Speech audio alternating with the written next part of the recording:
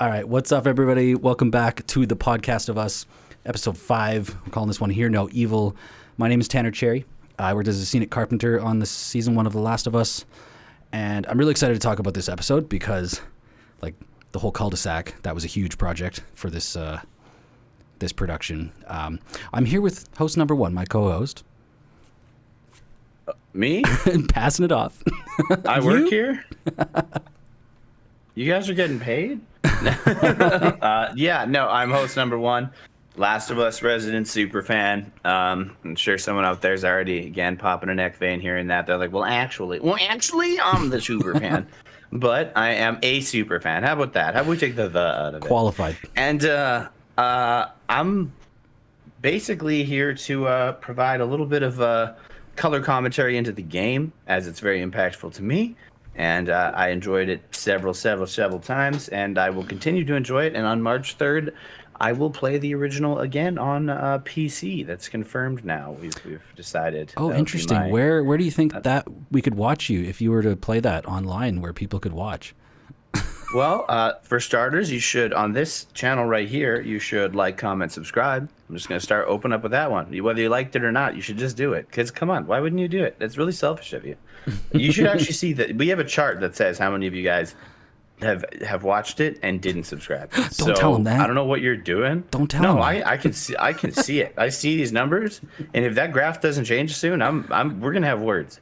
But if you want to watch more of me being a little bit more debaucherous than this, being a little bit more silly, a little goofy, we like playing horror games. We like playing drinking games. Do we like doing that? I don't. We do that. I enjoy watching it. And yeah, and that's www.twitch.tv/Seductro. SEDUCTRO.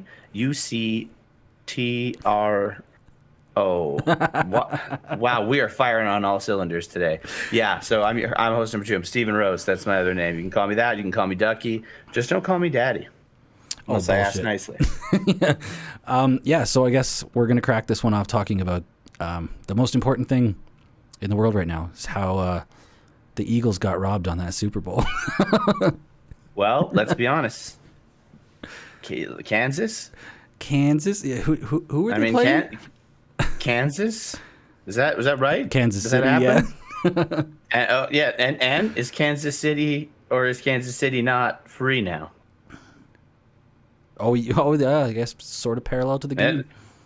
Tying it all in here, right? I did not plan that. I was just wanting to talk about that. Except Kansas City, in the Last of Us realm, I would say got kind of rocked, actually. Yeah. So kind of majorly rocked, which I'm sure we'll get into and talk about a bit. But yeah, congratulations on the Super Bowl win there. When's the last time they won a Super Bowl? What, Kansas? They've like multiple times recently, I think. But so they're hacking? No, seriously, dude. Like, I think for all the people that like, great team. But for all the people that are like, hey, I think sometimes like these high profile sporting events are rigged, like in regards to the like bad calls from the refs. This is going to be like probably one of those legendary like examples where people are just like, man, this was too obvious. Like, welcome to European football, dude, where it's every match. It's like, who paid you? Wow, that was a quick one. We got the F-bomb off already. Well, too late. Paid you. Yeah, this guy's. I did it again. Here, do you need me to do it a third time? You got timestamps on this? Yeah. No, there's a lot of that in sports, and honestly, I believe it. To me, it's like WWE. You know, it's just like, you know, you don't genuinely believe Stone Cold Steve Austin is just actually wasting that much beer. And if he is, shame on him. That's perfectly good beer that could have been drank by pretty much anyone in that venue, or even a homeless guy outside. So.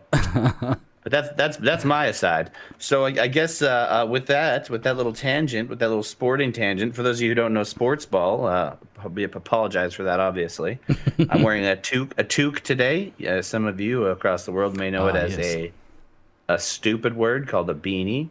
You know, you're allowed to call it something dumb, and I respect that. That's because my hair is greasy, and I'm packing, and I'm planning to go to a different province for a little bit. So you have to deal with me being greasy right now. But look at this. Look at this. Look at the steez. I've been trying to figure out how to wear this without looking like a forklift operator and or drug dealer. And I haven't quite figured out the balance yet.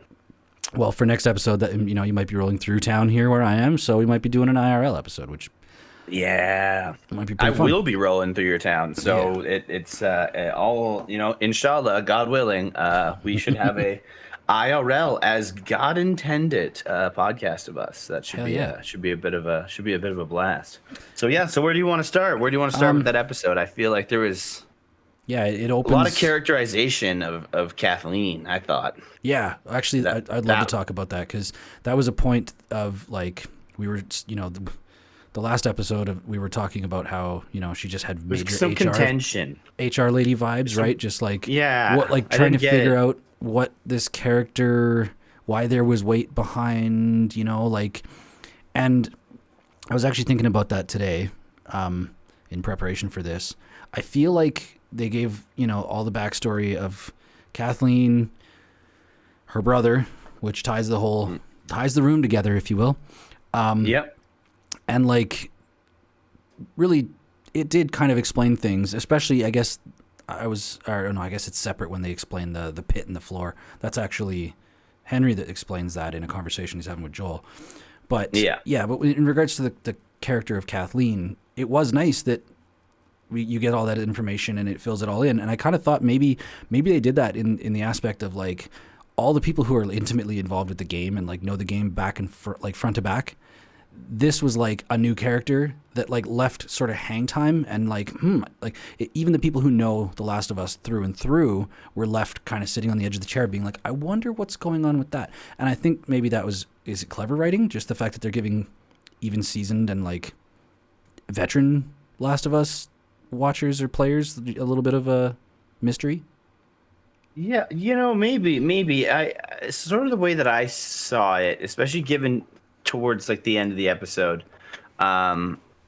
you really kind of get the sense that I got the sense anyways that this is like a vehicle for Henry's development more than anything. Yeah. She acted primarily as a temporary obstacle.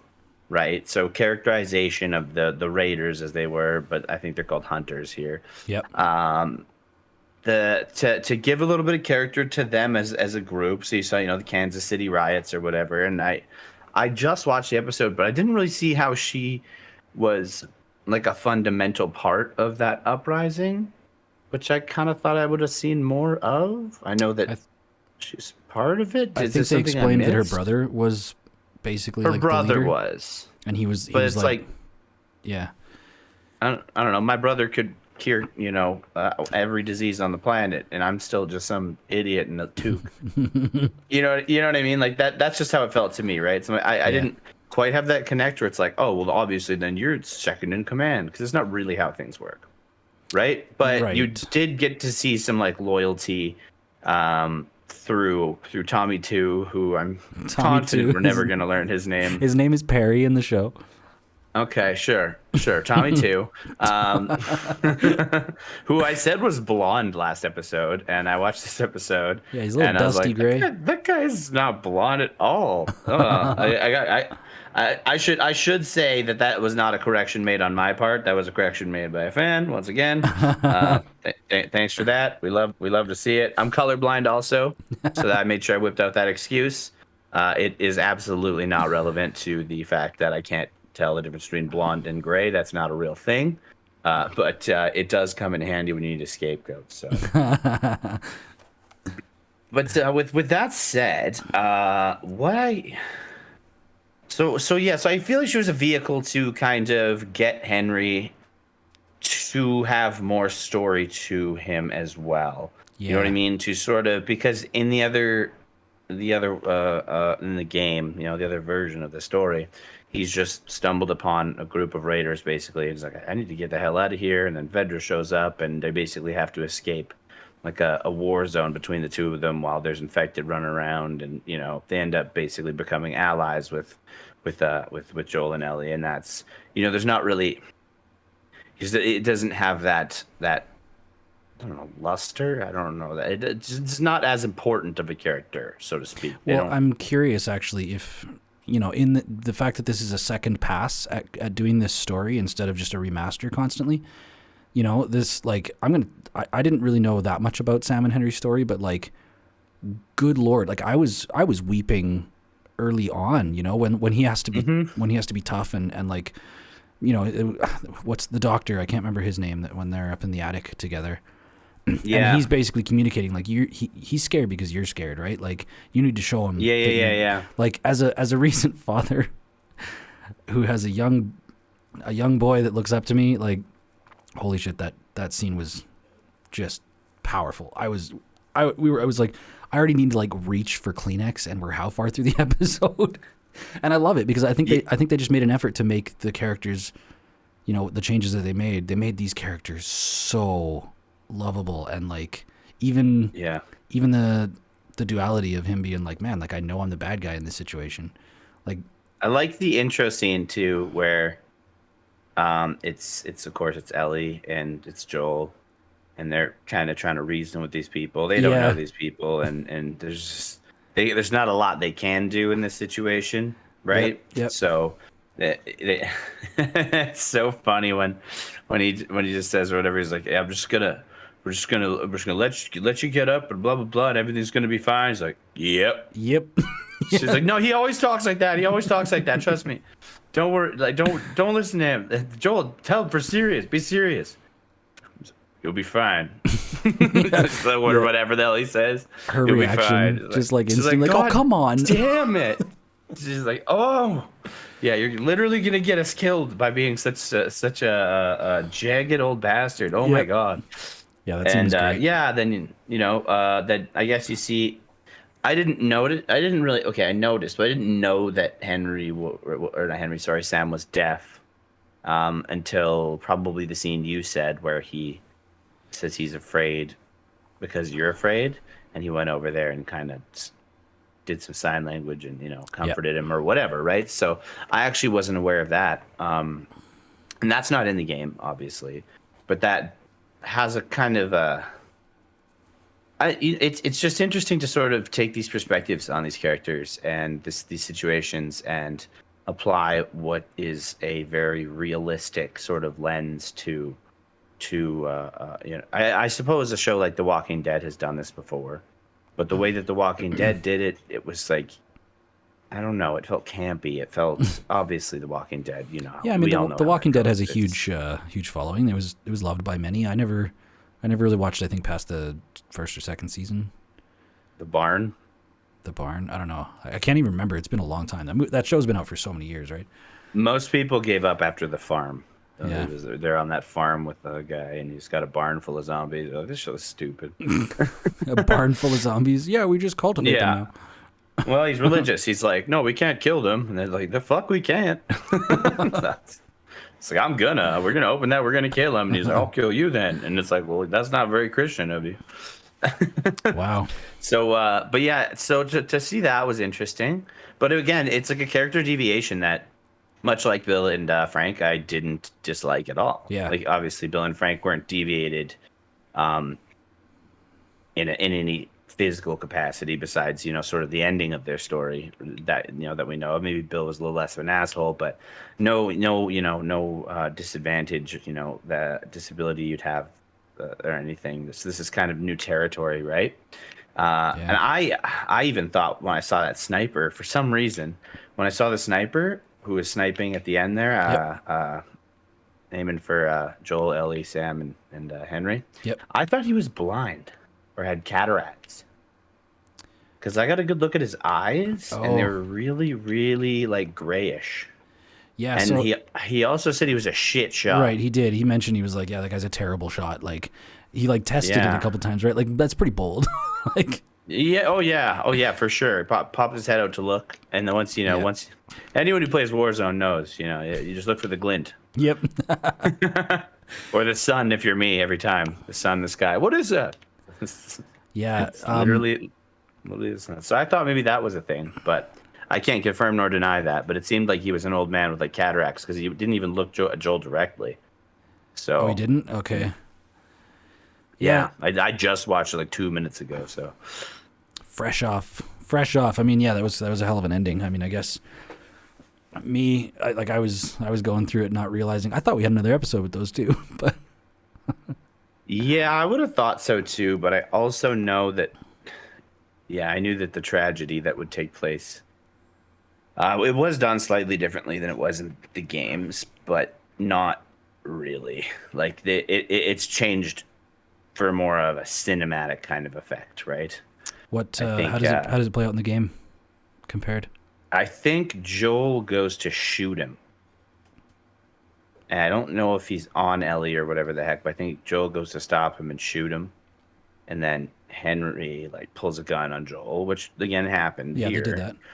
But you like hear like a gunshot sound, and it was Henry shooting. You didn't see it, I don't think. Oh, okay. It was Henry shooting Sam, where then Joel's he basically was thinking like he was about to get shot. It's, yeah. And then he was like, are we okay? And then but then he's just like put the gun down. I think he knew at that moment that he wasn't in danger anymore, more so that it was like, and I think the show did convey that after a couple seconds, or what felt like an eternity almost, just that long scene of sort of seeing him just what did I do? Yeah. What did I do? Just fall apart as a person, like holy. Yeah. And then of course excellent acting on behalf of both Pedro and well, really that whole cast in that scene was. Yep, absolutely. Bravo. That was heavy. Ellie's just like scream was like I felt that one. I was like that must be traumatizing to see. Yeah. I don't think I've never seen anybody do anything like that, but I can guarantee you I would be stun locked for a bit there. I would be shooketh. So so we get a little bit of the development of Kathleen. Again, a character I don't really like, but I grew to accept and like welcome into sort of the canon. Do you know what I mean? Yeah. I mean, I don't think she was written to be likable. I think she was definitely clearly. Yeah. Yeah, clearly. But I think that also she showed more of just being a little bit more of a domineering kind of evil bitch this episode in a way that was a lot more ruthless than she was otherwise, right? Her loathing of Henry got every single person that works for her killed, basically. Yep. She got the entire Free Kansas murdered because she and her, let's do a quick early shout out to Last of Us Part 2, the lessons we learned in that game. Revenge is maybe not your best option sometimes, right? And you get some scenes where it's like, did you come here to tell me that my brother wouldn't have wanted me to do this? That he would have said that this is too far and blah, blah, blah, because he did. I don't give a fuck, basically, right? Yeah. And it's like, and that shit's stupid, so I'm not gonna. And he's like, no, we're with you 100%. I was like,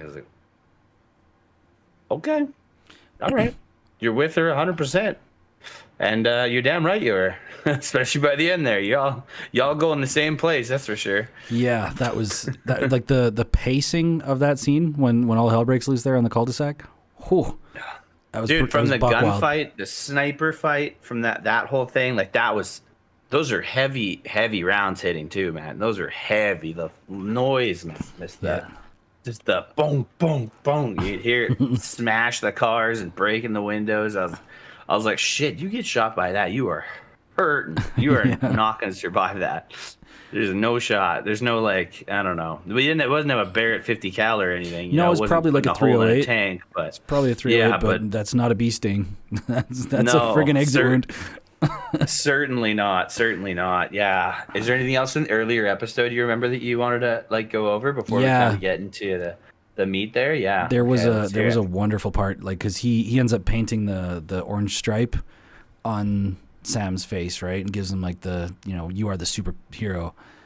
And it's like shortly after that when they go down the staircase to look out the window above the door to scope out whether or not it's safe to leave because he's been memorizing the patterns, right? And there's just this wonderful scene actually. My wife Callie, she caught it and I didn't, and we had to rewind and watch it again, and it was like, yeah, you're right, because he paints that orange stripe on Sam's face, right? But then when he reaches up and peeks out over that window, I didn't realize that the signage on the top of the laundromat was orange, and it's reflected in the window right across Henry's eyes. He gets up and he reaches out and he looks across, and the orange stripe is reflected in the window right across his eyes, and it was just like this beautiful, like, wow, that was tricky. I like that a lot. Interesting. That's some cool cinematography. That's interesting. See, that's the kind of thing that I miss when I watch these things alone. Yeah. I don't know who to blame for that one. But I get called out. Yeah, I don't know. You know who you are. But no, I definitely. I mean, I had to call Chin downstairs. Chin's my roommate. I had to call him. It's the Chin. Twitch.tv/It's the Chin. Check him out. Actual streamer house. I had to interrupt him to come watch the hole in the ground scene, because I was like, get a fucking load of this. So that was cool. That's cool that you did that. And I also liked seeing Joel shooting those guys from from a different perspective. Yes, exactly. I thought that was really cool. And also just Henry thinking like, this guy's fucking sick. Like, because he's watching, probably being like, this guy's so fucked. Yeah. Right? He's seeing a guy sneak up and then just bang, and then he looks, he's like, oh, he nuked that guy too? Holy shit, right? That's like, he just wiped out the whole squad. Like, damn. Right? I was wondering if we would get a chance to see the follow-up where Ellie shot or whatever. You hear mommy or whatever the heck the guy said. I was wondering if they do that, but maybe they didn't want to put you through that again. I don't know. Yeah, it was just some context to show that he was kind of watching him. Then I think that was the new plan was stick around and tail them, right? And then that's why because I was wondering in that last episode, I was like, how they went up 35 floors in this random office, right? Like, how does somebody know they're there? And yeah, it makes sense that they give you the context that he was watching them, and they kind of tailed him. Actually, I guess in regards to here, I'm going to try and find the picture of this thing. Oh yeah, please. Because when they have that discussion, when Sam and Henry Henry and Joel mostly having the discussion in that like conference room. The funny thing is, like, I wasn't there at that set. It was like a lawyer's office downtown in Calgary, and actually, the lobby. I did some work for the stuff that was in the lobby. I just totally didn't realize that was the lobby, probably, to look out for that stuff. Anyway, a fun little like trick about filming movies is they have like the main unit, which is the main unit is all of the camera trucks and all of the everything that films scenes that have the high profile actors and like the main scenes. And then there's like second unit and sometimes more, but second unit's normally just like for all of the environmental shots and for, I guess, shots with stunt drivers or like, replacement or, stuff like that, like stuff that doesn't require the main actors. They all of them just replaceable guys, just them dumb stunt dummies, Yeah, and I guess so. They were going over that plan. They were going over that plan in the on the conference table in that lawyer's office, and I guess they weren't able to go back, or like, because it was a real lawyer's office and like a real conference table, and like they dressed it all up. And then they got all of what they needed. And then I guess they needed to reshoot the scene where they were looking down and like, writing on the piece of paper, like drawing out the plans and stuff. So I had to rebuild. Yeah. I got tasked with rebuilding that conference table just so that there was like a top down shot for the paper that they're writing on. And so I ended up having to like rebuild this table here. It was, I guess, yeah, it'd be nice if I could pull up the picture of the episode, but I don't have that with me right now. But yeah, I had to do this like crazy crisscross laminate, like oak veneer table with like rounded edges and everything. And like this thing, I think this table took me like 5 days just so that they could get one shot of like writing out the little plan on the piece of paper. and which is the worst map I've ever seen, by the way. Yeah. But the funny thing is like I did this table and it didn't look right. So I had to basically peel it all off the veneer and everything and start again with like a different sheet of veneer just so that it looks right. And then you see the episode and the table's covered in fucking dirt and dust. Like, you can't tell that there's a table underneath. It's just film industry's whack, dude. This is HBO's like My First Apocalypse show where they're like, wait a minute, everything doesn't have to be that good. I realize after I've spent $1 billion jillion. That's well, you know, hindsight's 2020, right? Yeah, it's funny because like sometimes I don't even recognize the things I worked on because they're like they look so different. Like I build them or whatever, and they look fresh and new, and then you ship it off to the set, and they just essentially piss on it. Like how many of these times, and like how many of these like directors and you know like shot coordinators do you think are just trying their best to avoid being in a CinemaSins episode? CinemaSins? What's that? You know? Oh yeah, okay, right. Yeah, right. They're just trying their hardest to not get busted on something from the most just like savants of pointing out inconsistencies and things. Yep. I mean, CinemaSins would have had a field day with the fact that there's no grenade launcher that Joel was carrying around. You know, no Spaz 12 or whatever the heck. Oh yeah, isn't there a flamethrower later in the game or something too? Oh, there is actually. I wonder if we're gonna get some flamethrower. Yeah, there is. Yeah. Oh, yeah. That'd be kind of fun. That's every post-apocalyptic dream right there. Just set everything on fire. I love that. Exactly. So that's funny. Yeah, I like that scene too because you know what? That was fun. You saw kind of Joel and Sam make friends, and they were having fun together. And that's like the first time that it looked like Ellie had ever had fun, and Sam also. And you know, he says like, "Been a while since I heard that. Been a while since I heard that," or whatever. And him laughing. And that like. Yeah, it made you like smile a little bit, and Joel like put his guard down a little too, you know, and that was nice. It was nice to see that because he was pretty hardened because he's an outsider. So I do feel like he presented himself quite well for the character in that sort of scenario because Joel doesn't trust people, especially not people who might be able to kill him. I don't think he thinks Ellie could kill him, so I don't think he's too worried about that. Maybe she could, but you know, I think he's starting to change his mind. Her first attempt didn't go very well, so that was where he just bodied her right off the bat, straight into the wall. Yeah, he's like, I'm not too threatened by you, but so it was interesting. He kind of warmed up about that, and then we're going to Wyoming, and no, and he's like. Yeah, okay. No, maybe we'll go our separate ways. How about that? Right? And then you... he describes as well the reason for the caving floor, which, man, I struggled with that for ages. I was just like, how are they going to explain the heaving floor? Like, are they really tunneling? Are they, you know, it's like, what? But then it's like, yeah, they drove them all underground and locked them there. And I was like, okay, I don't know why I didn't think of that. That actually does kind of explain that. But I didn't know that there'd be maintenance tunnels underneath the city. I didn't know there was a thing. You know, maybe sure that's why they moved it to Kansas. Really? Well, like every city. There's so manholes. Yeah, there's like an abandoned subway in Calgary. But that's all for poop, isn't it? Isn't it abandoned subway in Calgary? Yeah, they started building a subway for our transit system. What kind of sandwiches? What kind of sandwiches they got? Footlongs only.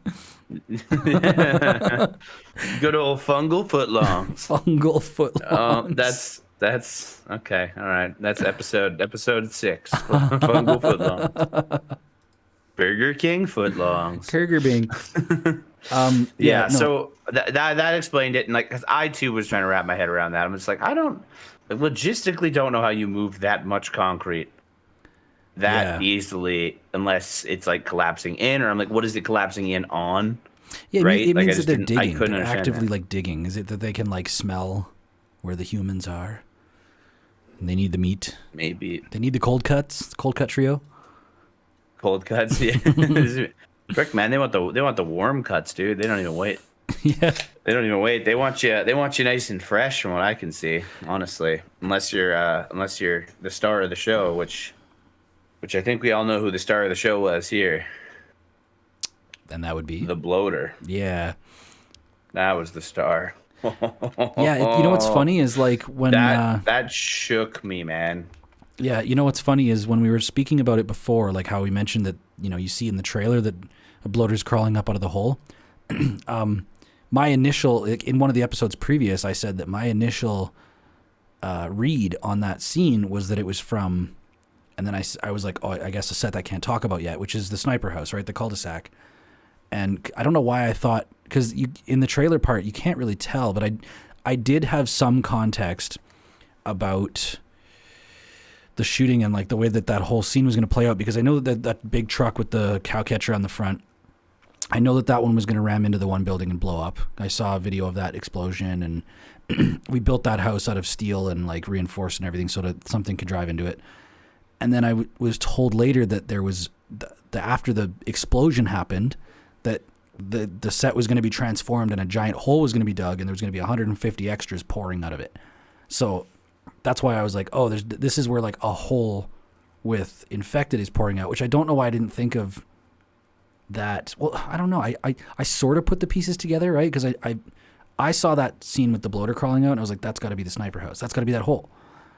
And then last episode sort of juked us into thinking that it was going to be that hole underneath that building that they were looking at.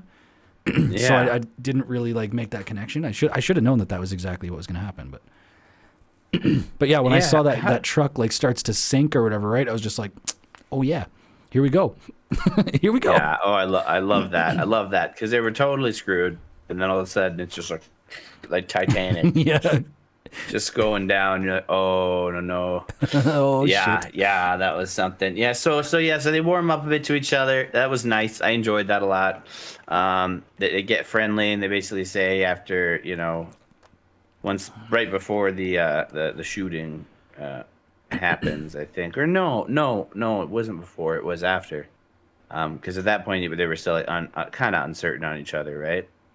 But Joel decides to just go rogue and go do a little scav mission on his own somewhere. Yeah. Just crawling around in the bushes and walking around, and I think the guy who had cataracts couldn't hit him to save his life. So Yeah. So you said you have some photos of that. Yeah, I got lots of photos of the sniper house and stuff. Like so we built a lot of stuff in the shop. Like I spent most of my time in the shop building stuff for these houses and stuff. I guess I have like wait, I'm going to zoom in over here so as to not get too much information. I guess it's just going to be there, hey? Whatever. Yeah, so the cul-de-sac, this is like a little plot plan, right? This is Calgary Film Center over here on the right side. And we built this whole friggin' cul-de-sac in a dirt lot next to Calgary Film Center.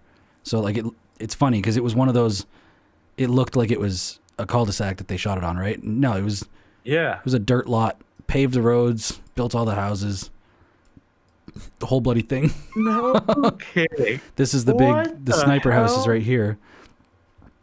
And I will flip off for a second. That's insane. Yeah. That is so over the top. I have a little bit Can't you just blow up regular people's houses? Well, I mean, they just had to do so many different little weird things, right? I mean, even just I got some photos here too of like the lighting panels that they hang over everything. It's crazy what they do. Like this was the sniper house that we got to work on, and then all of these are just facades. So they're just sea-can containers inside with like poles propped up for the walls. But we had to build like 150 windows for all this shit, right? There's the one that blows up. It's getting like that one's treated. Got dense glass. Yeah, it's all steel stud and dense glass. There's Calgary Film Center off to the one side, right? Oh, it's just gonna keep playing over and over again. But if you like just the detail on that. Oh, come on! I did not ask you to play. Stop. Yeah, it's like the way that they made these look was incredible. It was beautiful. I mean, you couldn't. If you showed me a picture of that, if you posted a picture of that on Kijiji, and then just said like, rent $400 a month. Yeah, you'd get offers. Yeah, you walk in the front door and just fall into a pit, really. Yeah, exactly right. It'd fall over on you. The funny thing though is like you see all these windows, like they're all practical. Every single one of them moves, like the slider, just in case they needed to like get in there and decided to get a camera shot from inside the building looking out. So like of all of the doors, all the windows, I mean all of this stuff, the thing that blows my mind is that the little trim in between the windows here, it's like it's cut like on a bevel so that it looks like the putty that would be normally there to hold like the window pane in place. And for some of the windows they had to be 7/16, some of the windows they had to be 11/16 on a different, like there was so much minutia on the blueprints, and it's hilarious to me to see that like, Joel's just like hoofing ass in the dark past a couple of these houses. We built 15 of these houses, and he's like so many of these details that were points of like stress throughout the days of building these windows is just like, why? Like, why? That is, yeah. Who knows why? Maybe in case one gets shot out or something, or they wanted to do something. I'm trying to think of like logistically as to why one would do that, but I can't come up with an answer. It's weird for me. Like I feel like all of the detail, and I actually really enjoyed the amount of detail that was on the blueprints, because when you're building something, you've just got like perfect direction. The design department has gone through and meticulously like crafted so that there's no like looming questions. You're just building as per plan, and so much information. But it's kind of funny because there's just so many pieces that don't matter. It just doesn't matter. It's almost like life itself. It's almost like there's so much going on. It's a perfect allegory. We're ants. Everything's insignificant, until you really get a good look at it and you get to know it personally, and then, was that house loved? Because that's what really matters. Deep thoughts. I'm in a mood. I'm in a mood today. I'm wearing a toque. It says Leduc on the side of it. I don't know, somewhere. I tried to hide that, but I'm not very proud of that. I don't live in Leduc. If you do, I'm sorry. But dude, that's fantastic. So yeah, so then do we want to talk about the happening, the 28 days later, or is there anything we're missing before we get into that? Continuing talking about the sniper house. Oh, you got more? Oh yeah, hell yeah, keep going. Yeah, I've got tons of stuff. Because for instance, I'll show like the staircase that he walks up, like the inside of the house. Like he walks up here and goes around the left into the room over here where the sniper is. And like banisters, dude, it's all solid oak. Like I don't know how many thousands of dollars of material we put into these, and also like all the little treatments that we did on the side of the staircase. Oh, come on, little staplings there. Yeah, like both sides. Like we made the place look beautiful. And the funny part, this is like kind of halfway through. The funny part is that Scenic Painters come in and they just kicked the shit out of it. Right? they just like we did all this like finishing.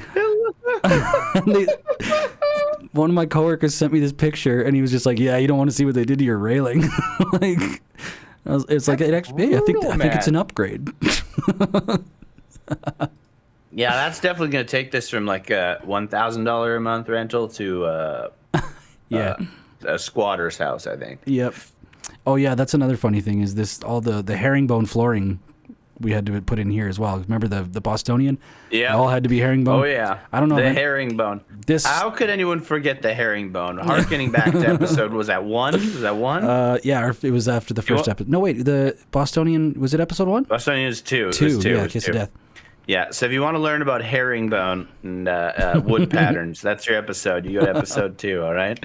Yeah. You'll learn all about it. This whole floor inside the main floor here had to be herringbone, and it was like, actually, I guess I should start by saying that, like, this house had so much finishing detail in it, and it was left till the very last minute, which was kind of like, what are you doing? Like, this is the most important, this is the only house that they go in, and it was, like, untouched.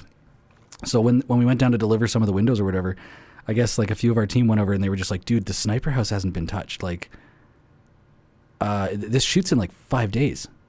And it turned into, like, a few hours later, our boss is coming up. Were you getting nervous that like they weren't even going to use it, or what? No, nervous that it wasn't going to be ready. Right, nothing had been late for camera yet. It was like a very big deal that this one was like, oh God, we're not going to get it done in time. So it turned into, all right, we have to work 24 hours a day. We just have to go round the clock in the sniper house and just get it done and make it look pristine and finished, like the finishing carpenter you are.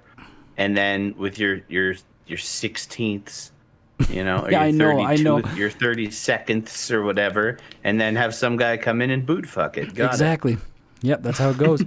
How do I get that guy's job? I want the boot fuck job. That sounds great. The boot fuck job.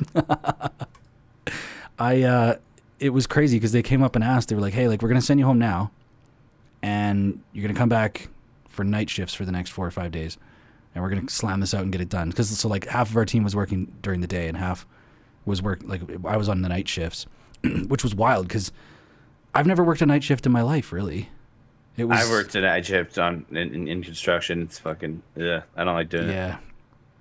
Yeah, it was weird, but it was kind of like it's hazardous, man. Yeah. Well, yeah. There was nobody around that like we could ask questions to, and then they could approve and yes, do this. We just had to sort of wing it and make it up, throughout the night. And it was, man, there was a lot of work that needed to be done there. We just had to like slapdash it together, and like it's funny because yet again it was all in the dark. All in the dark and then trashed. Yep. But it looked great. It looked absolutely stunning. It did for the 14 seconds that you might have seen that staircase from a zoomed out perspective or zoomed in perspective where you would actually not able to see any of it. It looked great. Yeah. I thought it looked great. Yeah.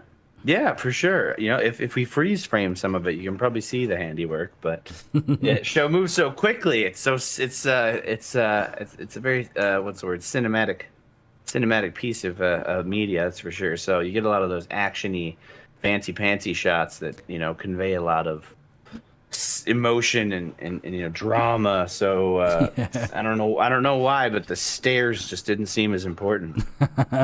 I got a shot here as well of like just chipping out these windows because like I think I've got another shot. Like we build the window, right, and we build it out of brand new wood and brand new material, and we literally just ship it over to paint department, and it comes back like this. Like what they do, the Scenic Painters. I feel like every episode I got to shout out the Scenic Painters. They are so talented.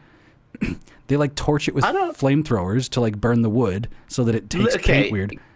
Listen, I don't want to talk shit about the Scenic Painters, okay? Give me a second. If this hurts anyone's feelings, I'm sorry. Anyone can take a flamethrower to something. That sounds awesome. That sounds you have the best job in the world, okay? All right? You hit stuff with hammers, and you kick it and you break it. I do that and then I have to fix it. Yeah. It sucks. Can you imagine getting paid for that? That's what I'm talking about, dude. Where do I get this job? I know you're all named Kyle. I know you are. I can tell. Holy cow! We made it look like a Florida swamp house over there. That's nutty. Yeah, it's dope. They're talented. Very talented. It looks amazing. I'm talking trash, but you sound like you have the coolest job on earth. I got to be honest. Yeah. So then, we I guess talk about the heater of the scene. The heater. The heater, yeah. When everything goes to hell. So Kathleen, the self-righteous bitch, forces the whole army to come and roll up on Henry, this one single guy, and then says, "Oh, we also have to kill the kids because kids die all the time." I'm a bitch. Yeah. Yeah. Doesn't she say that? Kids die all the time. Yeah, she says, kids die all the time. Oh. I know, I killed them. You know what's funny is in that previous episode, I think I said something along the lines of like I'm hoping for this character's grand demise or something, and I remember afterwards, like after releasing it and listening back to it, I was just like, man, I hope she doesn't like take the character arc of being likable next episode, because then I'm just gonna feel like kind of an ass. But no, it went where I was expecting. Well, she says kids die all the time. You know what kid didn't die?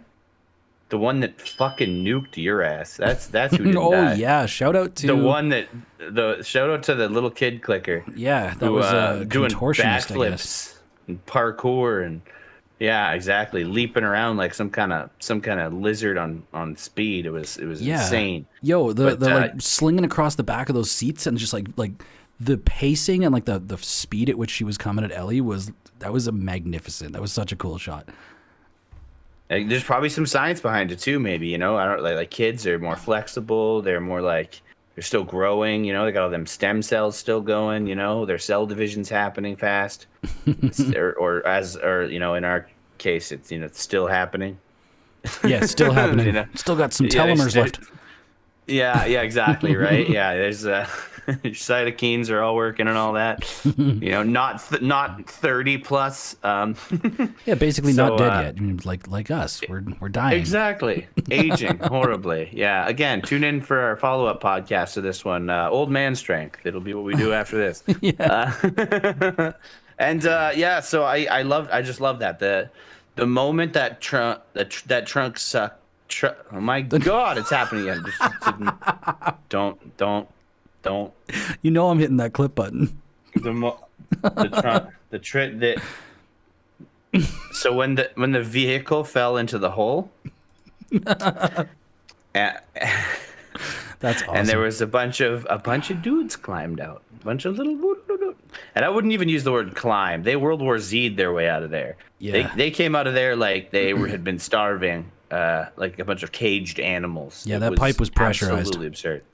Oh yeah, it was spitting. It was spitting clickers like crazy too. That was like the most amount of clickers I've seen in one spot at any time. Yeah, so. I do question. Like, I remember thinking to myself a little bit, just being like, "What is there like some access to the underground maintenance tunnels under that house?"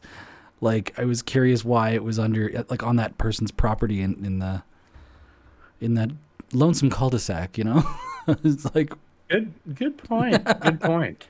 And then how come the one tunnel that they found didn't have anything in it?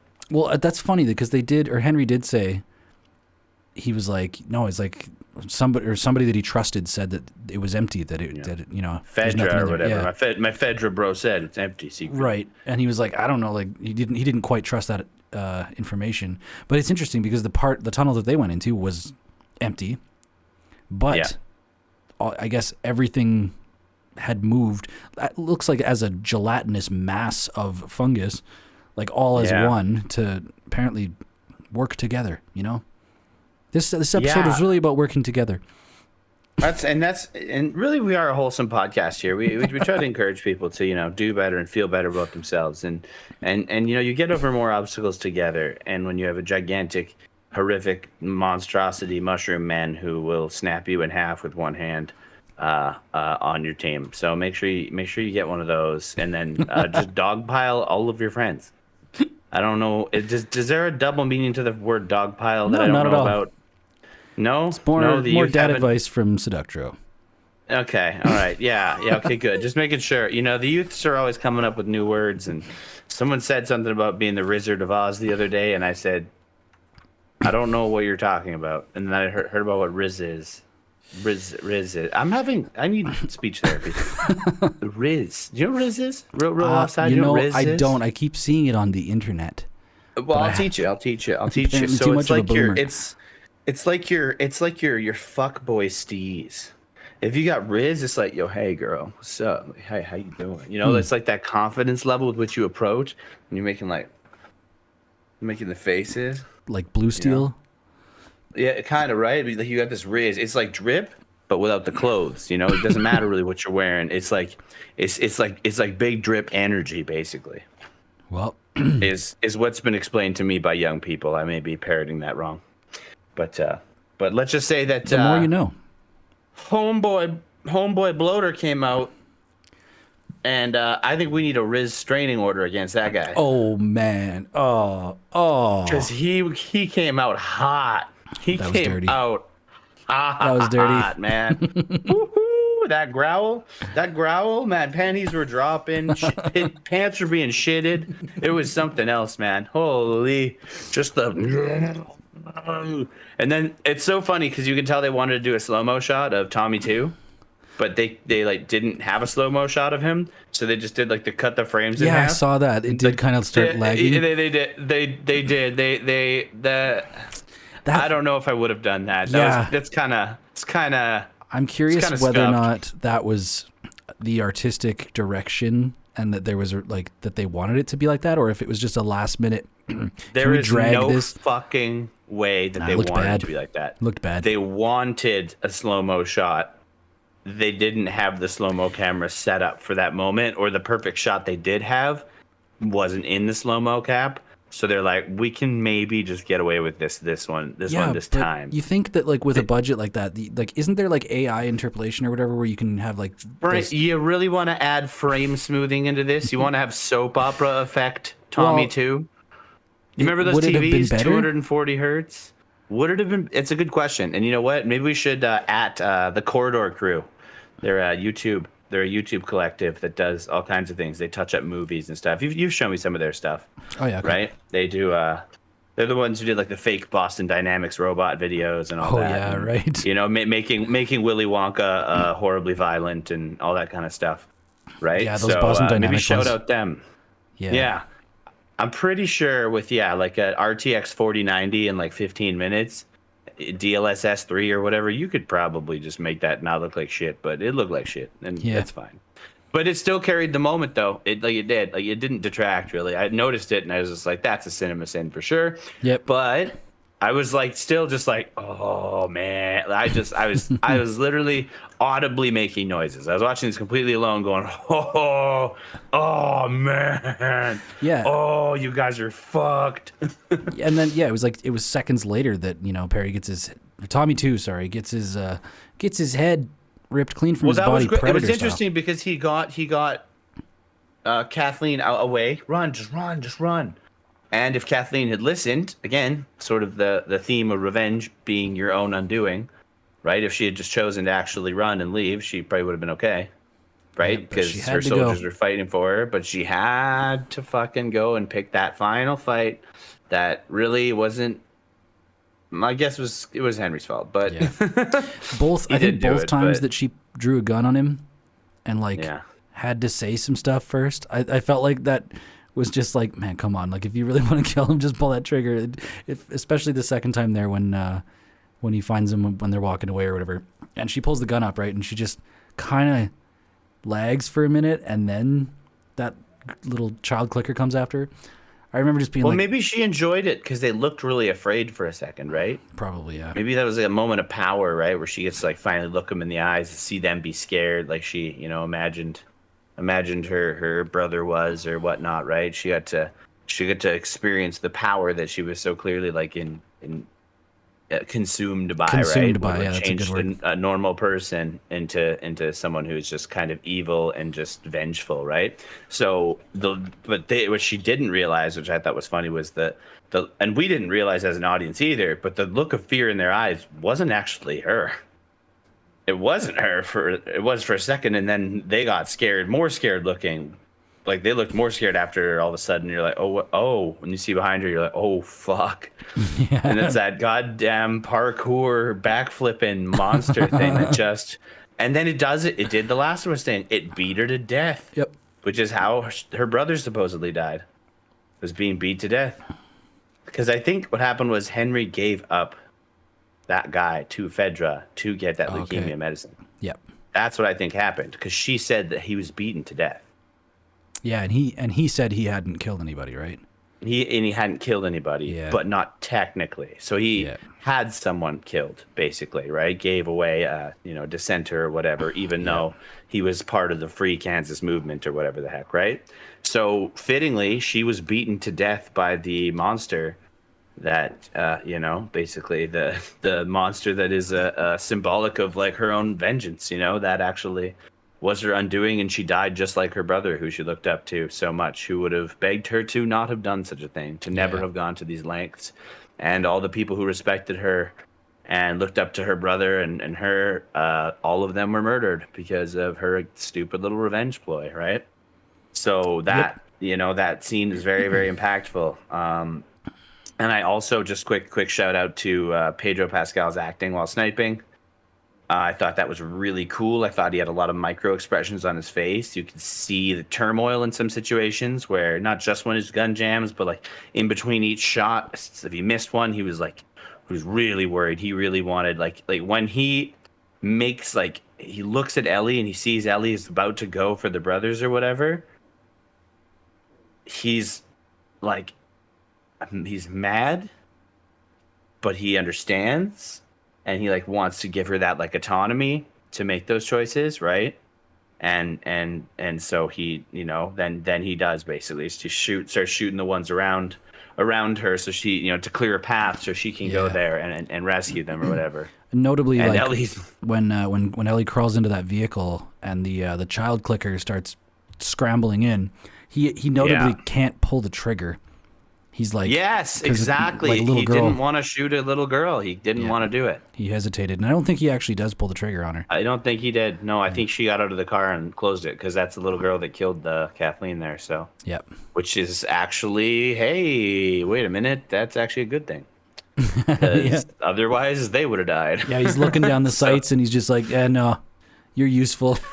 We're gonna save you for later. Yeah. I doubt he was playing 5D chess, Chris Angel mind freak about it or anything, but like, he definitely he had that hesitation, and again, it was sort of like the laundromat thing, where it's like these moments of just like vulnerability that he shows, weakness, I guess, right? And in a world where that's kind of punishable by death in so many ways, basically, right?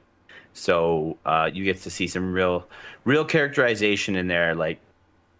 And of course, when he approaches I'm going to call him partly blind, because I think he is. He seemed like the old coot with the gun up in the sniper house. Yeah, I'm gonna say I think he had some like beginnings of cataracts or something like that. I think that was, because whatever we talked about it, but when he looks at him, he says, "Don't do it. Just put the gun down. You're gonna stay in this house for an hour. You're just gonna give me the gun, and that's how this is gonna go. Okay." Right? He didn't want to hurt this guy. He was, normal Joel would have, I don't know you, like, get the fuck out of here. Right? But I think he saw like a borderline defenseless old man, and he's like, this doesn't really involve you. You're wrapped up in your own thing here. Yeah, that guy was probably like, you know what? It's time. Like, yeah, he knew that he couldn't win that fight. He's like, just don't, and turns it, going bang. Like, what do you expect, man? Iced him. Right? Iced him. It just shows that Joel is still a stone cold killer at heart. He's got it in him. And I think we'll see more of that as the show goes on. But it's nice to see that he's got more than just that. It's also cool because they're evolving Joel sort of in a way that actually does show him as a badass. We haven't really seen him be a badass yet. We've seen him be smart, clever, a survivalist, and whatever, right? Yeah. And vocally badass, his demeanor has been there.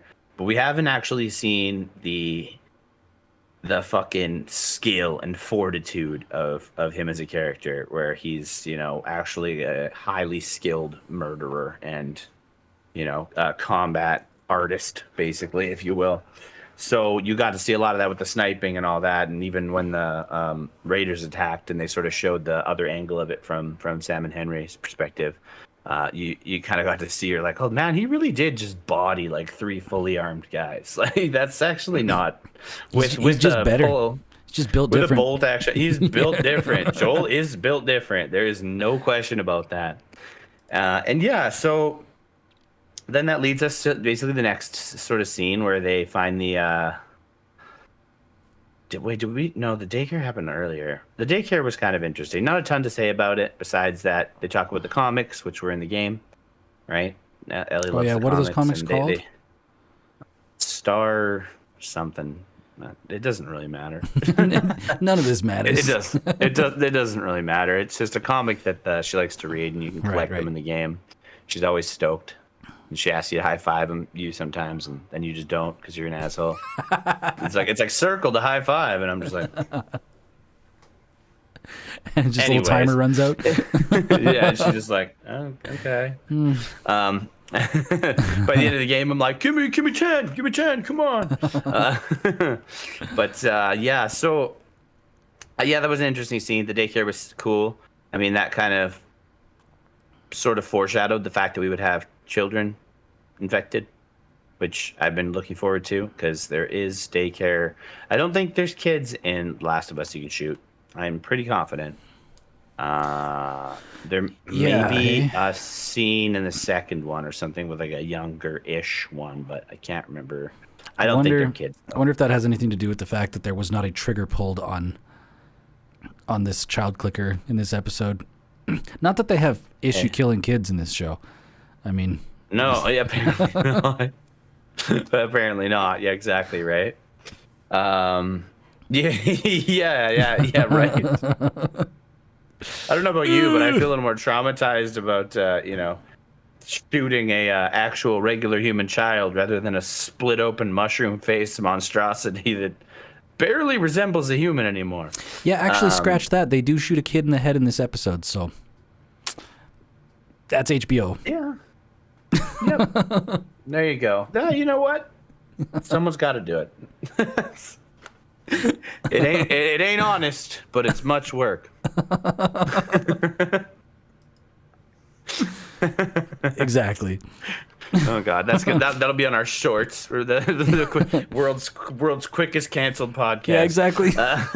Well, we could shoot kids. It's fine. HBO did it. I'm just talking about it. Yeah, exactly. I've been red pilled. All right, I'm crazy. Yeah. So that daycare scene, whatever, that was cool. Then big battle. So then we get a little bit of basically Henry and Joel bonding. And Joel sort of opening up about, I guess, his mission to take care of Ellie in a way, right? Like he draws parallels between himself and Henry, and they both do, right? Henry explains, he's like, "Oh, I'm a bad guy," and this and that, and Joel's like, "Not really." It's like, he doesn't say it, but it's like, not really. Yeah. And they're talking about going to Wyoming, right? Yep. And how they can join if they'd like. And he's like, "Yeah, I think I would like that. That sounds great." And blah blah blah. And then we get to a heartwarming scene where it's Ellie and Sam, and they are typing. Well, they're writing. They're sending emails. I don't know what the fuck that thing was. It's like sort of like an Etch-a-Sketch, but I can't remember the name, right? It's like a rippin'. I'm sure that the toy has a name. I've seen it around. A drip and raw. A rip and draw, dude. I'm actually dyslexic. Drip and raw, dog. That's me. That's me. That's my rap name. So I'm wearing a beanie. Yeah. So you get that. Basically asking like, "Are you scared?" Yeah. Just like, fuck yeah. Fuck yeah, I am. You never seem like you're scared. She's like, I'm scared fucking all the time. Yeah, exactly, right? Yeah, of scorpions, yeah. That was funny. And I was like, no, but seriously. It's like all the fucking time. It's full tilt. It's like, fucking obviously. Well, you never seem like it. It's like, well, that's fair. And then what was it about did you ever wonder if and of course I knew where all this is going, unfortunately, and fortunately, I guess, because I got the heartwarming happiness of it, but I knew I was waiting for the Etch-a-Sketch to be passed to Ellie that said something that was a little bit foreboding, damning. And when the thing about the monster inside or whatever, right? When you see a monster, do you think there's still a person inside of it, right, or whatever? And she looks at it and she's just like, you're like, oh shit. And then he shows his leg. Yeah. And it was so sad when she's like, my blood is a miracle cure, because she doesn't know how it works. She doesn't understand. Right? She shows her scars, gives him hope or whatever, right? And she's very lucky that he didn't hear her or see her when she was sleeping, for sure. Because, like Tess said, you're not immune to being beaten to death. Yeah. You're immune to being bitten, but you're not immune to being fucking ripped apart. And that was made so, a meal of. I don't know. Yeah. And that was so sad when she cuts her hand open. He's like, no. She's like, just shut up. no flinching either. She's like, shut up. Just let me fucking. This is nothing. Rubs her blood in it, and I think she genuinely believed that would work. Yeah, I was curious whether or not she was like in that scene. She was actually believed that her blood was the cure, or whether she was doing that as a gesture. Knowing Both. that it. Yeah. I think she was hoping. Yeah. I think she was hoping, but I guess it harkens back to Left Behind, right? Yeah, we'll have to see sort of how they handle that and what ended up happening to, her first friend, and them turning, and we'll have to see sort of how they handled that, and that'll kind of give us a little bit of insight onto whether or not she knew full well or not. But then stay awake with me all night or whatever. She did stay awake on her chair, by the way, or tried to stay awake on a chair, not in bed, not in any vulnerable way. Yeah, talk about a badass, like falling asleep or like trying not to fall asleep, sitting next to someone who's about to turn. That's some that's what made me cojones, man. think. That's what made me think. Like, maybe she did believe it or wanted to. Oh yeah, really badly, right? And just like I said last episode, I think this is like the survivor guilt thing is sinking in hardcore for her. You know, the "I'm sorry" that was written on his grave after, you know, the thing. So obviously, yeah, they get in the scuffle, and Henry attacks her, and she's screaming, and Joel goes to tackle him or whatever the heck, right? And immediately Henry points his gun at Joel because he's just like, his mind is blown. He doesn't know what's happening. And then, yeah, all of a sudden he shoots Sam, and yeah, just seeing him like shaking and just like, whoa, what did I just do? The acting aiming in at the scene Joel was or impeccable. whatever. It was insane. Yeah, aiming at Joel. Joel's like, but then I think he realizes like, you're not gonna shoot me, and he's like, just give me the gun, just give me the gun, just give me the gun, and then he popped himself, and that was, oof. That was so sad. That was so felt like sad. such a 1-2 punch, because I was kind of taken. I mean, again, I told you on a previous episode that was kind of a gap in the what I know of the story for this game, and yeah, it was like the two of them happen so fast, back to back, that it compounded so much. Like both Callie and I were a mess. An absolute mess. Like I felt like I got hit by a bus by episode 3. I think I got hit by a wild pack of buses with this episode. Like we spent. This might be the best episode. Yeah, I truly felt. I don't know if we reviewed the last one. I don't think we did actually. What do you mean? Oh, like gave it a rating? We've been given review scores on every other episode. I don't think we did on the last episode. I think we only did it for the first episode. Or no, we did it with River. With River, and then we did it for the one after. Yeah. Well, it was a 10. 3 was a 10. All right, whatever. Fucking who gives a shit? If you disagree, you're wrong. We've been over this. But yeah. Oh, and I do want to shout out. Yeah, sorry, I didn't give the star of the show his proper description and my thoughts and feelings on it. The bloaters are here, baby. We were worried that they weren't going to exist. We were worried. I was kind of worried. You know, we're talking with River there, I think, and he's saying that, yeah, well, they specifically said that that's crazy talk, that there's big giant ones that throw mud and, or, you know, spores and puke and whatever on you, and yeah, you know, that's maybe they don't do that specifically, but that is a clicker on fucking steroids. Yep. Holy shit! Did you see pictures floating around of the actor that I guess did? Because there was some. I guess there must have been. Either it was all motion capped by this dude, or there was some practical with the bloater. Because I think it was mostly CG in the episode, correct? I think it had to have been for some. Yeah, maybe it was just for the motion cap, because they showed. I did see an article with the actor, and dude's big. It's kind of like the mountain or whatever in Game of Thrones. Yeah. That guy's just like a towering beast of a man. Yeah, but the bloaters are here. They're real. They're in the series, and that's good because I think the guy up. Oh yeah, and just slams him into the ground and like breaks him in half. Yeah, and then he hits another guy and just fucking snaps him and sends him flying. Yep. And then he runs right at Tommy 2, and Tommy 2 runs out of bullet, which I don't like tactically. I understand. I mean, maybe not because you're trained, right? But maybe not trained to deal with that shit. But yeah. I see something like that running at me, and my clip just ran out. I'm dancing, boys. Yeah, I'm Ted. I'm Tony Danson or whatever. What's his name? Ted Danson. I'm whoever's last name ends in Danson. That's me. That's who I am. I'm fucking running in circles around a car. You can't stop me. I'll run until my heart stops. That's for sure. I don't know. I'll be picking things up along the way, throwing rocks. I'll do everything I can. I'd be out of there, dude. Honestly, everyone else is dead. What are you there for? Your lady friend already ran away. Well, from the time that he fires like the last bullet and realizes that he's out of ammo to the time that that thing grabs him, it's pretty quick, right? Like he doesn't have much time. It's like 4 seconds.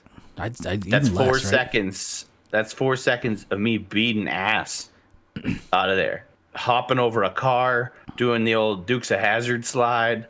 You know, doing some parkour around here, climbing into the sniper building, jumping out a window once it thinks I'm in there, and tucking and rolling down. You know, I'd be gone, man. But instead, he gets his ass picked right up, and he gets his head ripped the fuck off. Yep. I was really hoping they do the bloater. They sort of did the bloater thing in game. There's a really horrific animation when you lose to a bloater, which I'm sure Tanner can tell you all about because he sucks at the game. Hey, where Joel just gets the bloater puts its hands in his mouth and he rips his fucking face right open. Yeah, hits him and then like rips his fucking face open. You just have to watch it yourself. Oof. That was one of the few times I played that game. Like one of the few moments of the times that I played that game where every time I'm just like, oh my God, I don't even know if I want to play this. That is actually so disgusting. So I will remember that forever. That image is they carried the torch in my mind. The series proper then? They did, but they didn't do it the HBO style, like crushing Pedro Pascal's brains, HBO Game of Thrones style, where eyeballs pop and his skull explodes, which is like I kind of wanted that, but also I think they want people who aren't psychopathic murderers to watch this show, and so like someone's mom could watch it still and be like, oh my God, his head got ripped off a block and a half away. That's crazy. But instead of like, oh, I looked at the ligaments and the arteries detach live. I'm gonna go back to Grey's Anatomy. Yeah, good choice. Jeez. yeah, it's true. Yeah, I guess never mind. You're right. Not much better. I'm gonna go from this gory show to one that's even more grounded in real life and more horrifying in different ways. Exactly. Only they fuck. Oh my God, man! We should have just called this episode "Tommy 2's Anatomy."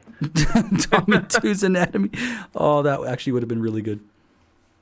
Yeah, that's the thing with episode titles. We have to pick them ahead of time. So when we come up with a cool one mid episode, it's too fucking late. So yep. Hear No Evil works. All right, there's a deaf guy in it. All right, it's and we're nice actually. Did you know that not all channels have subtitles on them automatically? Transcoded really? Subtitles.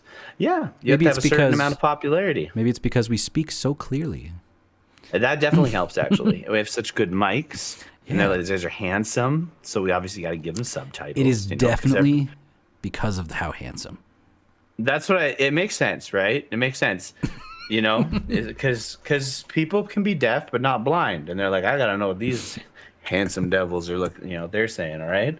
We do not have a Helen Keller mode though. I'm sorry about that. We're working on it. That's just where we'll come up and we'll touch you. That's save that for the Calgary Expo or something, all right? Yeah, that's what I want when I watch YouTube. Yeah. Is for something to come out and touch me through the screen. Yeah, exactly right. That's how we get banned from the Calgary Expo. Exactly. I'm touching everyone. Don't worry. This is normal. People get it. Don't do that. So yeah, I say we should review this episode. Right? I think because I'm gonna review the one before it because I know we didn't. I'm going to review the last episode. I'm going to give it like a 7.5. Because episode 4 had episode 4. It had a lot of development. It had a lot of necessary sort of just exposure dumping and just like world building a little, not so much world building, but relationship building, right? And giving you a sense of presence in Kansas and this and that sort of. The big city now they're roaming around. It's a different place, this and that. So it has its purposes and it develops the relationship between Joel and Ellie a lot. So I wouldn't say it's the most entertaining episode. Yeah, I agree. But I think that it has its value, and when you look at it in the grand scheme of things, I don't think anyone will be like, remember that shitty episode? Because it wasn't that. But this one, on the other hand, I would say, which is basically part 2 of this episode. I'm sorry, of episode 4. This is episode 5 is kind of like the direct continuation of that storyline, that subplot. I would say like this is I don't know what 10, like a 9.5. Well, okay, I guess if we're gonna work down from 10, being like this is one of the better episodes, what would detract? What are the things that would take half a point off here and there in your mind? That's what I was trying to think of. I guess I wanted a little bit more development out of Kathleen, just a bit. So I hated her even more when she died. You know, I think just a little bit more, knowing a little bit more of the revolution of, you know, for the freeing of canvas. Why I'm City. having a hard time. I'm having a hard time. I'm having a hard time. Did you guys know one of the hosts is illiterate? And did you know that it's me? Yeah. So just the free liberated Kansas. I wanted a little bit more of a expansion of that. And I know they did show some you know, B-roll and whatever the heck, and kind of had some one-off things to say about it. But I kind of wanted to know a little bit more about her brother. I want to know a little bit more about her role. I feel like there probably was a lot of that. Maybe not a lot, but I think there was more of that. And I think it probably hit the cutting room floor because it just simply couldn't be worked in a timely fashion without sort of having people feel like they're diverging a little too far from the Last of Us story. Yeah. You know, and I think that would probably upset gamers.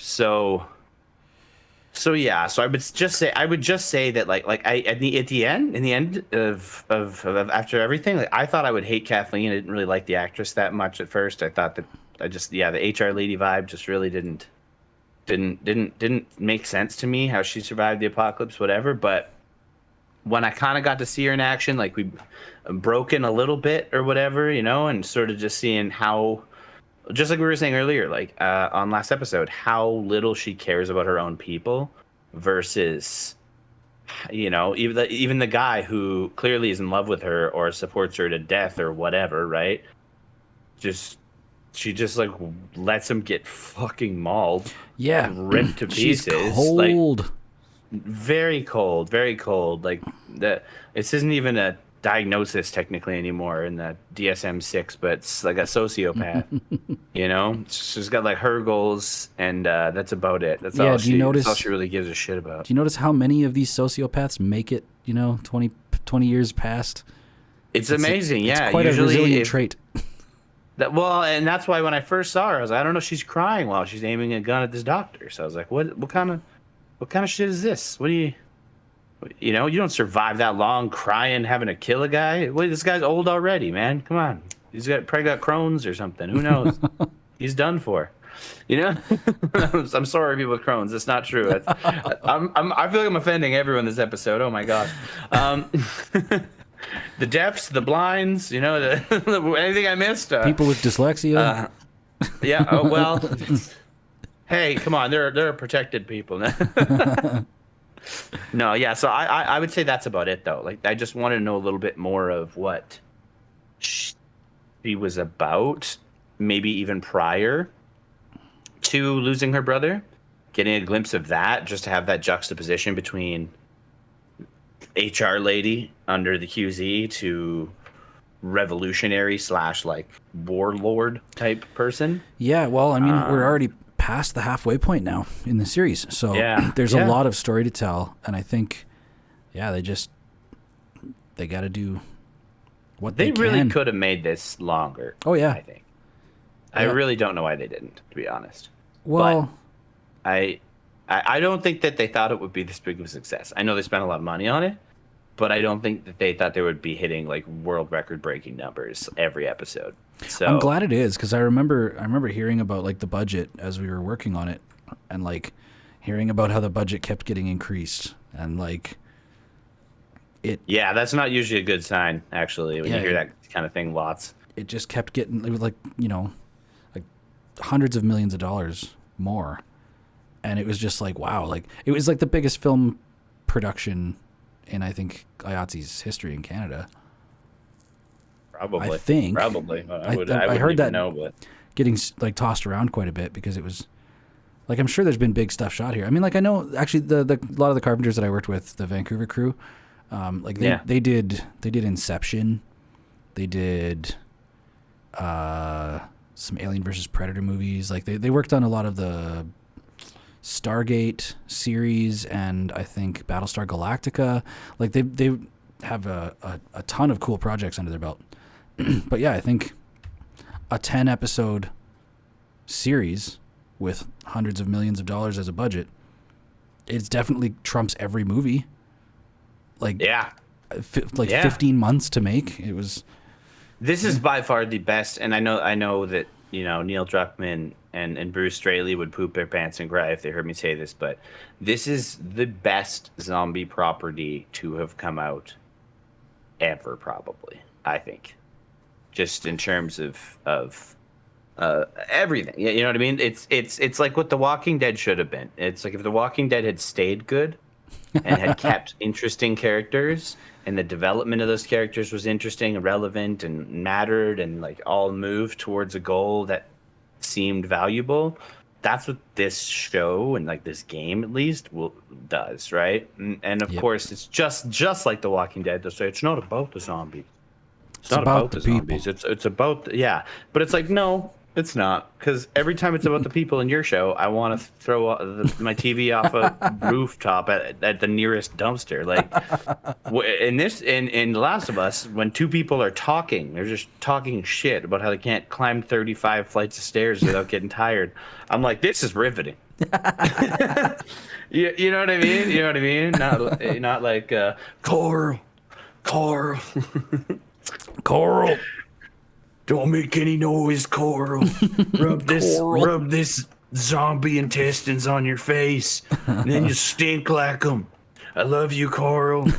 You tell me if Shane was fucking your mom, right? I love you, Coral. It's just like, okay, all right. It wore out its welcome very quickly, but obviously that show's over now, and it wore out its welcome pretty heavily. But I think they're maybe trying to avoid having that Walking Dead effect.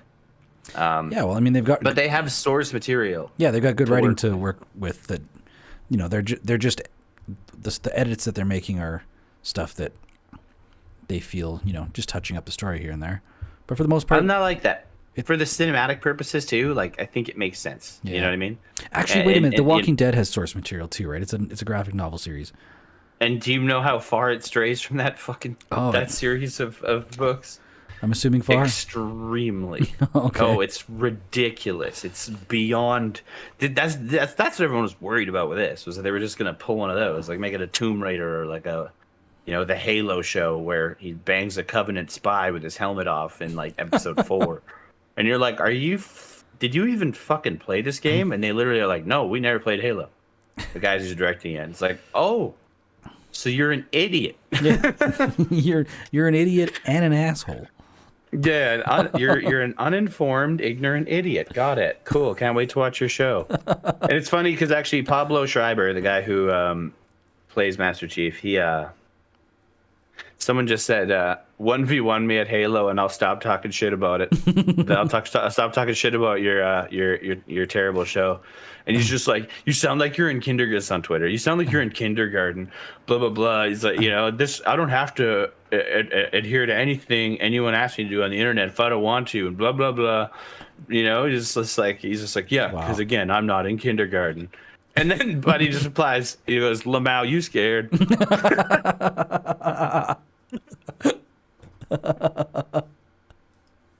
Man's knows he'd be getting wrecked on midship like all day. Yeah, That's people funny. have been going hard against that show. I honestly feel bad for the Halo fan base. And that's me. So actually I feel self-victimized. Pour one out. They really hurt me with that one. So the fact that we have a show, at least this is my favorite game. If they fuck this one up, like Halo's like one of my third favorite game. I can handle that. It hurts, but I can handle it. But and also, did you hear this? Neil Druckmann.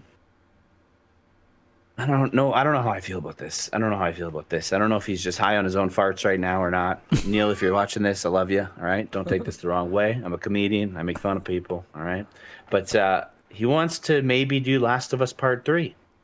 And I want him to maybe fucking. You better have a good goddamn idea. And you think that a real good idea? Yeah, you better have something special. Your reaction is like, well, because like you were a fan of the second game in the series. Huge fan, huge. So why? I don't think it needed to exist.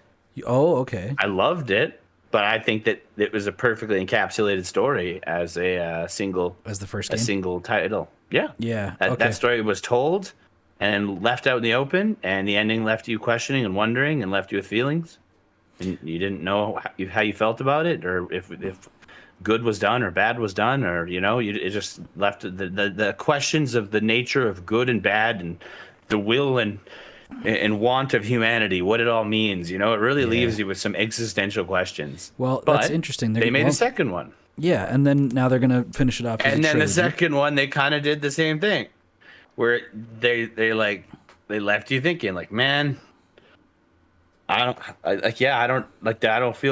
feel good about that or bad or like you know what I mean? I don't even know what my motivation was this whole time. Not in a bad way, but in like a lost way, like you felt emotionally and like mentally lost in it. So yeah, I feel like if they're gonna make a third one, you can't bring those characters back. You know what? If they release a third series or a third piece to this series, yeah, I really think that it should come with like preloaded gift card for like 6 free therapy sessions. Just like everybody who plays this game, you just get free therapy, because I'm sure they're just gonna take it like deeper and darker. or like a big. Like a 30 milliliter vial of trenbolone and testosterone, so that all the little crybaby gamer boys who can't get big arms like Abby, stop calling her a man, even though she's like a pretty lady who's just buffer than them. You wouldn't be able to have muscles like that. I can't. I'm like, you can't barely stand up. You sit at your computer all day. You could definitely get muscles like that if you actually tried. But sure. Yeah, so that was a thing. So you'd definitely be releasing it up current, that's for sure. You'd be swimming up the current with that one. So, but I mean, they have my support. Like, I'm not gonna act like I wouldn't be playing that day one. I just question, like, I question where they would choose to take that sort of source material. Because obviously, as we're sort of seeing here, and this is kind of like what I had theorized, is we're seeing these pieces of the game, these important set pieces that are relatively unaltered. I mean, obviously, episode 3 was fairly altered, but still like a fundamental sort of set piece and character. And they're telling these unique like mini stories in this setting. The setting is everything, but it's these little tales along the way.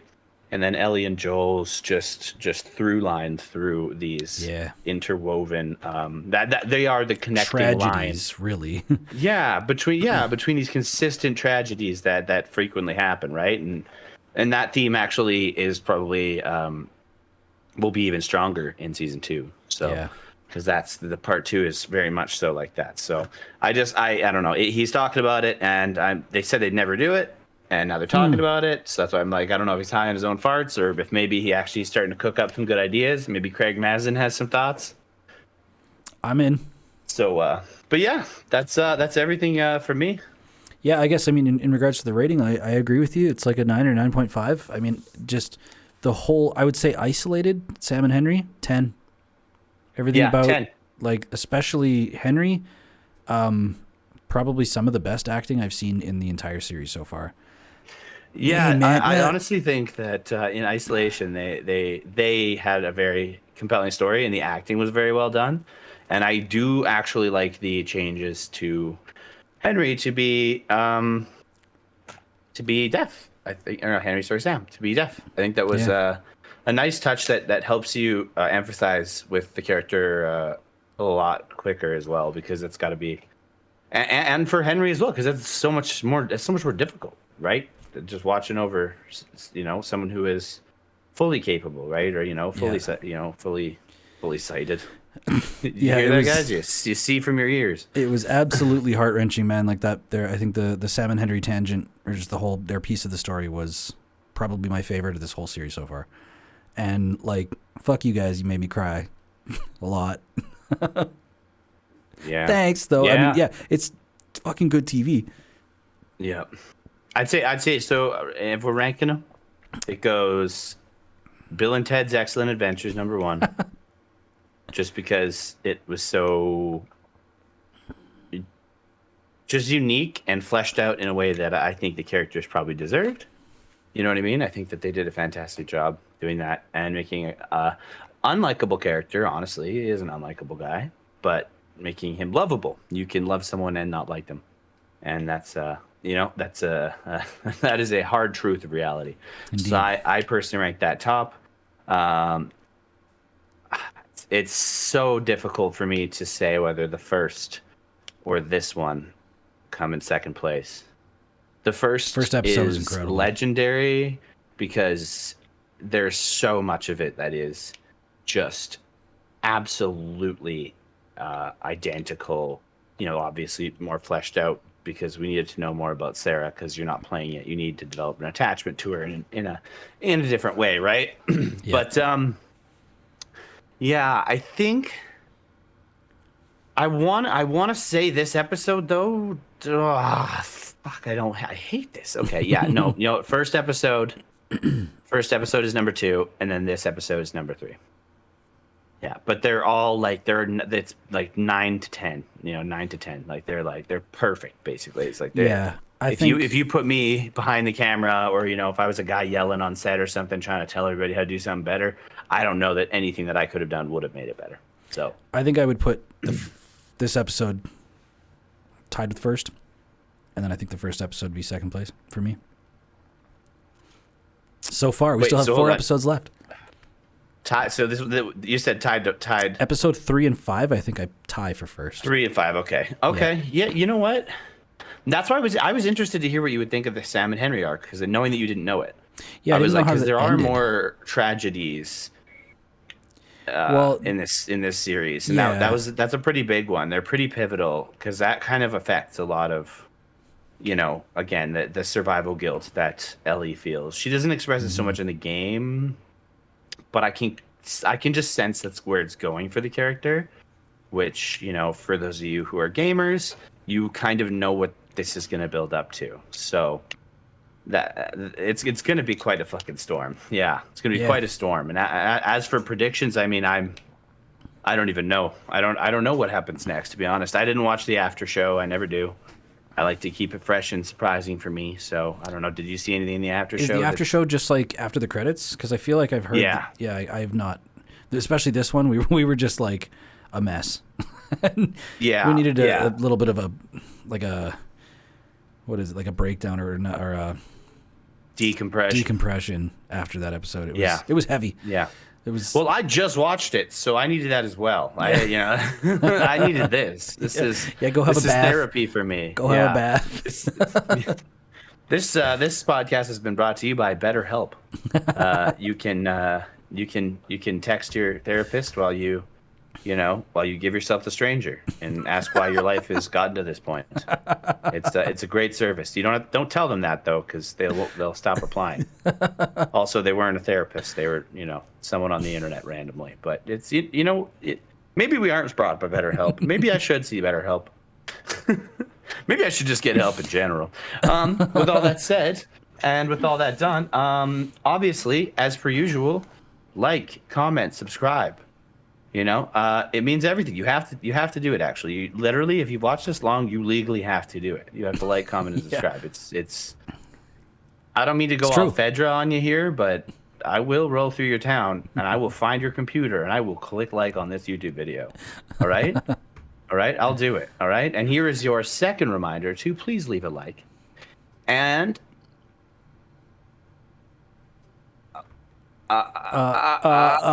What? What? Poop myself. No, I'm thinking here. Oh yeah, check out my Twitch stream, twitch.tv/Seductro. We've got the Gene Project over here. Oh, that's the Gene Project over here. Or if this is vertical, it's maybe here. Oh yeah. Could be here. Could even be here. Could be anywhere. Oh, but come on, Steven, you know you're a bottom in the vertical. No, does that make me like a switch if I'm here? If I'm here, can we just fuck with this and just like move me over there? I'm doing it again. I'm doing it. The dyslexia is really hitting this episode. Okay, yeah, we're done. Yeah, we said enough. All right. Thanks for watching, guys. We love you. We'll see you soon. And the next one, hopefully, we will be doing it live. Fuck it, we'll do it live in person, probably in this little studio here. So we will see you on the next one. Damn right. And get your tissues out if you haven't watched this episode yet, or I guess you probably have because you're here, but. Yeah. Anyway, yeah. Stop talking. Get your tissues out. It's bedtime, and you know what that means. Oh my God. Okay. See you later. Bye.